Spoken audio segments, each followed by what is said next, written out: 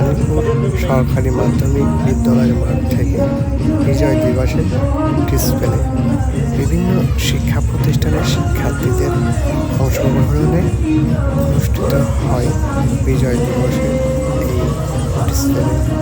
অত্যন্ত সুন্দর, শিক্ষার্থীরা সুন্দরভাবে তাদের এই নৃত্য পরিবেশন করছেন দেশের গানের মাধ্যমে।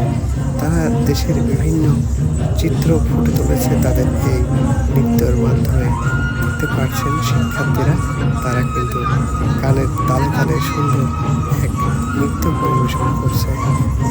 খোকসা দানিপুর পাইলট উচ্চ বিদ্যালয়ের মাঠ থেকে আপনারা উপভোগ করছেন বিজয় দিবসের সুন্দর মনোমুগ্ধকর ডিসপ্লে প্রদর্শন।